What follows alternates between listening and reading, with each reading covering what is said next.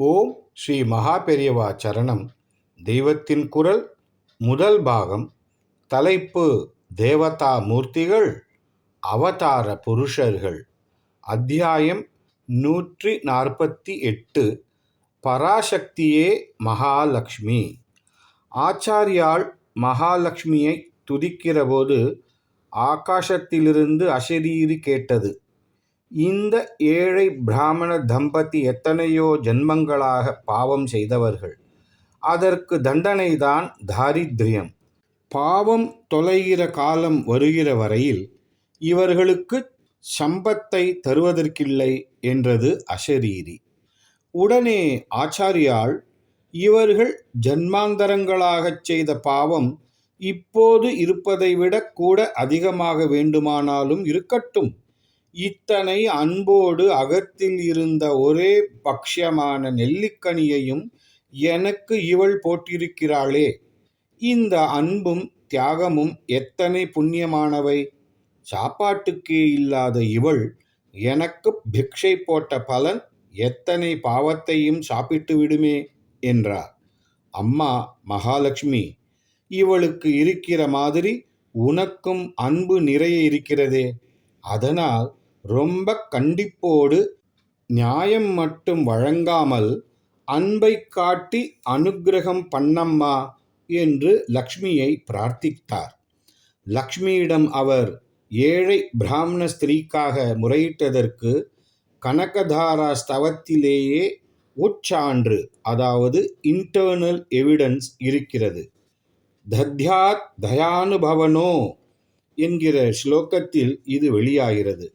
சாதக பட்சி மழைத்துளிக்கு ஏங்குகிற மாதிரி இவர்கள் சம்பத்துக்காக ஏங்குகிறார்கள். இவர்களுடைய பூர்வ பாவம் மழையே இல்லாத கோடை மாதிரி இவர்களை தகிக்கிறது என்பது வாஸ்தவம்தான்.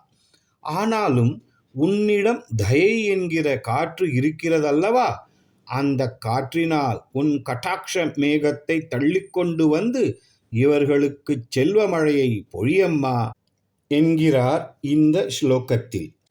இப்படி அவர் ஸ்தோத்திரத்தை பாடி முடித்ததும் மகாலட்சுமிக்கு மனம் குளிர்ந்தது. அந்த ஏழை பெண் அன்போடு போட்ட ஓர் அழுகல் நெல்லிப்பழத்துக்கு பிரதியாக அந்த வீட்டு வேலி எல்லை வரையில் தங்க நெல்லிக்கனிகளை மழையாக பொழிந்து விட்டாள். இதனால்தான் அந்த ஸ்தோத்திரத்துக்கு கனகதாரா ஸ்தவம் என்கிற பேரே உண்டாயிற்று. கனகதாரா என்றால் பொன் மழை என்று அர்த்தம்.